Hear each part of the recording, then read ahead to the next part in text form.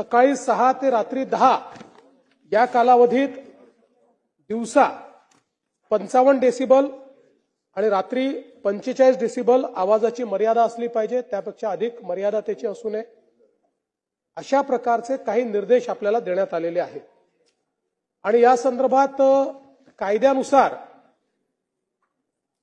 जर त्या ठिकाणी अधिक डेसिबल ने एखादा भोंगा वाजत असेल तर त्याचे अधिकार हे महाराष्ट्र प्रदूषण नियंत्रण मंडळाला केंद्रीय कायद्याने दिले आहेत। त्यानुसार पोलिसांनी कॉग्निझन्स घेऊन त्यांना कळवायचं आहे आणि त्यांनी त्या संदर्भातलं जे काही पुढची कारवाई आरोपपत्र आहे किंवा कोर्टात केस टाकायची ती त्यांनी करावी, अशा प्रकारची आता कायद्याची परिस्थिती आहे। मुळामध्ये हे जरी खरं असलं तरी ज्या प्रकारे या सगळ्या गोष्टीचा अवलंब झाला पाहिजे होताना आपल्याला पाहायला मिळत नाही।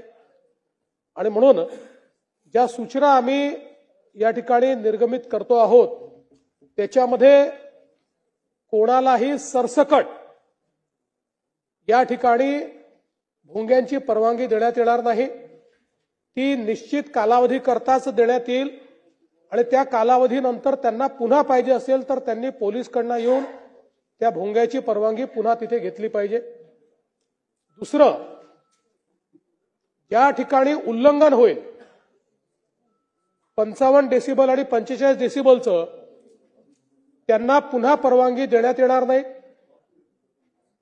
त्यांच्या जे काही भोंगे असतील त्याची जप्ती केली जाईल आणि या संदर्भात ताईंनी जी मागणी केलेली आहे त्या मागणीनुसार याचं तंतोतंत पालन होतं आहे की नाही याची जबाबदारी संबंधित पीआयची असेल। पीआयनी प्रत्येक प्रार्थना स्थळात जाऊन हे चेक केलं पाहिजे की भोंग्याची परवानगी घेतली आहे की नाही। आणि सगळ्यांना आपण मीटर दिलेला आहे, ज्या मीटरवर डेसिबल मोजता येतं ते प्रत्येक पोलीस स्टेशनला अवेलेबल आहे। त्यामुळे अशा प्रकारे ते डेसिबल मोजून त्याच्यावर जर डेसिबलपेक्षा जास्त अशा प्रकारे आवाज येत असेल तर पहिल्या टप्प्यात एमपीसीबीला सांगणे, त्यांच्याकडनं कारवाई करणे आणि दुसऱ्या टप्प्यामध्ये त्यांच्या परवानग्यांना रिन्यू न करणे, अशा प्रकारची कारवाई या संदर्भात केली जाईल आणि अतिशय कडकपणे याचं मॉनिटरिंग जे आहे ते केलं जाईल। एक अजून गोष्ट याच्यामध्ये आहे की आता एक प्रकारे या कायद्यामध्ये पोलीस हे टूथलेस आहे, कारण ही सगळी कारवाई केंद्रीय कायद्यानुसार एमपीसीबीला करायची आहे। त्यामुळे त्याचे जे नियम आहेत त्या नियमांमध्येही काही बदल करणं अपेक्षित आहे। ते बदल झाले तर अधिक प्रभावीपणे आपल्याला याची कारवाई करता येईल आणि म्हणून त्या संदर्भात केंद्र सरकारलाही विनंती करण्यात येईल की केंद्र सरकारने देखील त्या नियमांमध्ये काही बदल जे आम्ही सुचवतो ते आम्हाला करून द्यावे, जेणेकरून त्या बदलांच्या अनुरूप आपल्याला पुढे अशा पद्धतीच्या प्रकरणांमध्ये अतिशय कडक कारवाई करता येईल। त्यामुळे आता या संदर्भात याचं तंतोतंत पालन केलं पाहिजे, ही जबाबदारी संबंधित पीआयची असेल, त्यांनी ते केलं नाही तर त्यांच्यावर कारवाई होईल। या उत्तरामध्ये त्या ठिकाणी असं म्हटलंय की महाराष्ट्र प्रदूषण नियंत्रण मंडळाकडे या संदर्भातले अधिकार आहेत। कायद्याप्रमाणे हे खरंही असेल, पण अध्यक्ष महोदय माझ्या हातामध्ये मुंबई हायकोर्टाची पिटिशन आहे या संदर्भातली। पिटिशन कधीची आहे? पिटिशन 4729 ऑफ 2021 आणि त्याचा निर्णय कधी आला तर आता 23 जानेवारी 2025 ला हा निर्णय आलेला आहे। पिटिशन कोणी केली?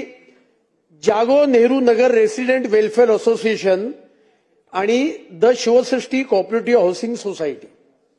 पिटिशन कशा करताय? या भागामध्ये अनेक मशिदींवर रात्रंदिवस त्या ठिकाणी भोंगे वाजतात। नाही, अतुलजींनी सांगितलं ती वस्तुस्थिती आहे, त्याचा उल्लेख अतुलजी आपण उत्तरात देखील केलाय। आपण बघा, जर उत्तरामध्ये आपण दुसऱ्या पानावर पहिली ओळ बघितली तर माननीय उच्च न्यायालय मुंबई यांच्या दिनांक 23/1/2025च्या आदेशान्वये ध्वनी प्रदूषण करणाऱ्यांविरुद्ध कारवाई करण्याचे निर्देश दिले आहेत। त्यामुळे आपण जे सांगितलं निश्चितपणे त्यानुसार हा जो काही मुंबई उच्च न्यायालयाने आपल्याला त्यानिमित्ताने निर्देश दिलेला आहे तशा पद्धतीनं त्यांच्यावर कारवाई करण्यात येईल. आपला जो मुंबई पोलीस अधिनियम आहे त्याच्या अंतर्गत त्यांच्यावर फाईन देखील करण्यात येईल आणि जर ती फाईन भरली नाही तर त्या पद्धतीने ती रिकव्हर देखील करण्यात येईल. पण त्याच्या पलीकडे जाऊन मी सांगतोय की आता अशा प्रकारे परवानगी घेतली आहे की नाही, परवानगी घेतली असेल आणि उल्लंघन केलं असेल तर ती परवानगी रद्द करणे आणि मग रद्द केली की त्यांना ते लावता येणार नाही.